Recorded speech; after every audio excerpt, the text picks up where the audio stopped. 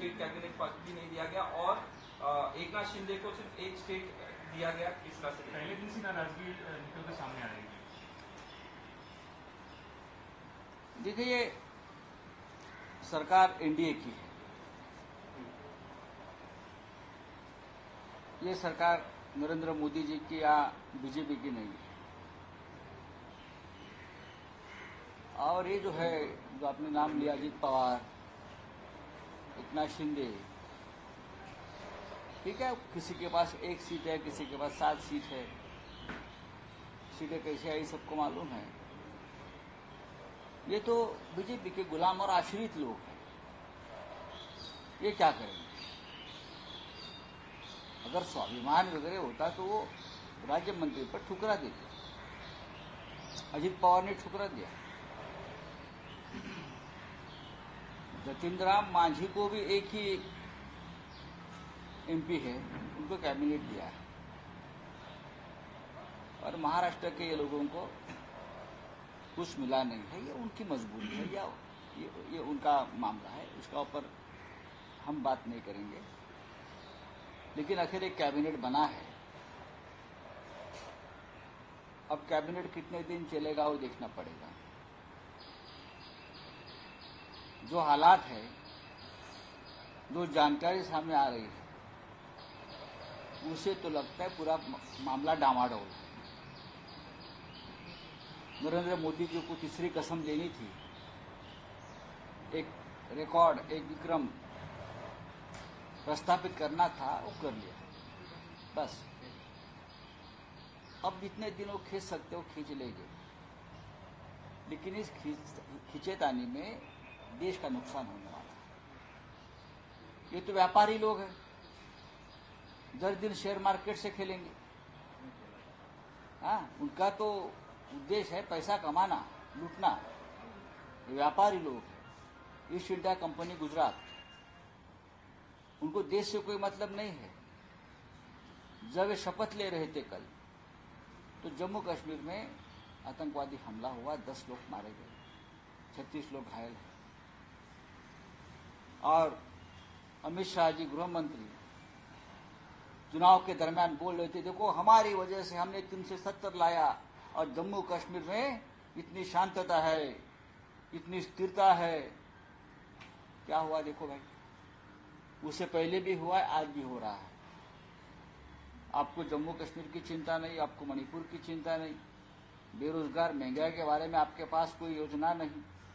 बस सरकार बनानी है, शेयर मार्केट की तरफ शेयर मार्केट चलाना है, स्टॉक एक्सचेंज चलाना है, व्यापारियों को, उद्योगपतियों को मदद करना है। यही आपका एजेंडा है और कुछ नहीं। और जो बंदरवाट जो आपके साथ आए हैं सपोर्ट के लिए, उनको बांटना है। जनता का पैसा है, लूट सके तो लूटो, यही चल रहा है बस, और कुछ नहीं। मराठवाड्यामध्ये ज्या प्रकारे शिंदे गटाला एकच राज्यमंत्रीपद आणि काल नरेंद्र मोदी यांनी शपथ घेतली। हे मोदी सरकार नाही किंवा भाजपचं सरकार नाही। आतापर्यंत मोदींचं सरकार, मोदी तीसरी बार, मोदी गॅरंटी, मोदी है तो मुमकिन है, सब कुछ मोदी, का ते चित्र नव्हतं। एक कॅबिनेट त्यांनी ओढून ताणून बनवलेलं आहे। 2 टिकू महत्वाचे आहेत, 2 बाबू, नितीश बाबू, चंद्रा बाबू। या टिकूंचा इतिहास सगळ्यांना माहिती आहे। महाराष्ट्राचं म्हणाल तर महाराष्ट्राच्या वाट्याला काय आलं? पियुष गोयल मंत्री झाले, ते स्टॉक एक्सचेंजवाल्यांचे मंत्री आहेत, शेअर बाजारवाल्यांचे मंत्री आहेत, व्यापाऱ्यांचे मंत्री आहेत। हा, बाकी आता अजित पवारांच्या वाट्याला तर भोपळा आहे। आणि दुसरे जे आहेत नकली शिवसेना, त्यांच्या तोंडावरती एक राज्यमंत्रीपद फेकलेलं आहे। अर्थात आयुष्यभर जर कोणी गुलामीच करायचं ठरवलं असेल आणि या गुलामांना वापरून महाराष्ट्राचा स्वाभिमान, अभिमान हा पायदळी तुडवायचं ठरवलं असेल ईस्ट इंडिया कंपनी गुजरातने, तर हे तुडून घ्यायला तयार असतील ते सगळं तुडून घेत आहेत। त्यांना काही मिळणार नाही। मी सांगतो, त्यांना मिळायचं असतं तर कालच मिळालं असतं. जतीनराम मांझीसारखे एकच खासदार असलेल्या पक्षांना कॅबिनेट पद दिलेलं आहे. बरोबर आहे. या नकली शिवसेनेचे तर 7 खासदार आहेत असं म्हणतात ना. 8 किती आहेत? 8 कसे असतील? 7 तुम्ही सुद्धा ईव्हीएम सारखं कीर्तिकरांसारखी जागा धापलीत का?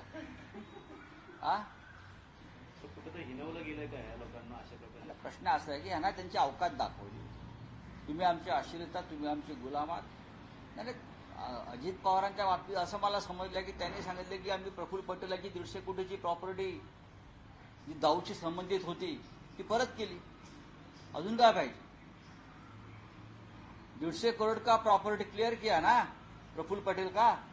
ईडी ने जो जब्त किया था 150 करोड़ का, जो दाऊद के साथ निक्सस लगाया था, तो आपको मंत्री पद क्यों चाहिए? 150 करोड़ का दाऊद का प्रॉपर्टी आपको रिटर्न कर दिया,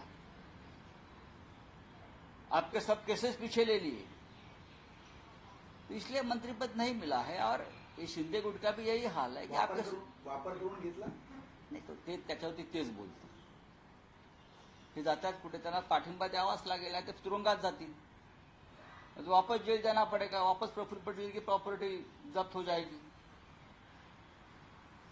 पण काल हे सगळं होत असताना जम्मू काश्मीरमध्ये भयंकर असा अतिरेकी हल्ला झाला, आतंकवादी हल्ला झाला श्रद्धाळूंच्या बसवर आणि 10 जणांचा बळी गेला. त्याच्यावरती अजूनपर्यंत नरेंद्र मोदी असतील, अमित शहा असतील, त्यांच्याकडनं काही संवेदना व्यक्त झाल्याचं मला दिसत नाही. निवडणूक काळामध्ये अमित शहा वारंवार सांगत होते आम्ही जम्मू काश्मीरवरती नियंत्रण मिळवलं, जम्मू काश्मीरमध्ये शांतता प्रस्थापित केली, अतिरेक्यांचा बिमोड केला. पण काल अतिरेक्यांनी दाखवून दिलं हे दुर्दैव आहे की आम्ही अजून आहोत आणि सरकार नाकाम ठरलेलं आहे. आजही काश्मीरी पंडितांच्या घर वापसीबद्दल कोणी काहीच बोललेलं नाही. जतीनराम मांझी यांनी श्रीरामाचा एवढा घोर अपमान वारंवार केलेला आहे. आपल्याला माहीत नसलेलं सांगतो, राम हे काल्पनिक पात्र होतं. राम हे काल्पनिक पात्र होतं आणि रावण रामापेक्षा श्रेष्ठ होता असं सांगणाऱ्या जतीनराम मांझी यांना मोदी सरकारमध्ये कॅबिनेट, आपलं भाजप एनडीए सरकारमध्ये कॅबिनेट मंत्रीपद दिलं. यापेक्षा कलियुगातला हा नवा अवतार काय असू शकतो या नरेंद्र मोदींचा? स्वतःला ते श्रीराम समजत होते, विष्णू समजत होते, भगवान समजत होते. पण श्रीरामाचा घोर अपमान करणारे जतीनराम मांझी, राम हे अस्तित्वातच नव्हते, राम हे काल्पनिक पात्र आहे आणि रावण हा रामापेक्षा श्रेष्ठ आहे असं सांगणारा जतीनराम मांझी यांना आता याच्यावर भाजपने बोलावं. यांना सरकारमध्ये कॅबिनेट मंत्रीपद देण्यात आलेलं आहे. याच्यावर रामभक्त भाजपनं याच्यावर आपलं मत व्यक्त केलं पाहिजे, मोदींनी मत व्यक्त केलं पाहिजे. तर ग्रहण लागल्यासारखं उदासीनता वातावरण असं तुम्ही म्हटलं, ग्रहण लागल्यासारखं कुठे उत्साह आहे लोकांमध्ये? शपथ घेतली, लोकांमध्ये उत्साह कुठे आहे? पाहिलं तर आपण लोकांनी थाळ्या बिळ्या काय वाजवल्या का? काय टाळ्या थाळ्या? कुठे आहे उत्साह लोकांमध्ये?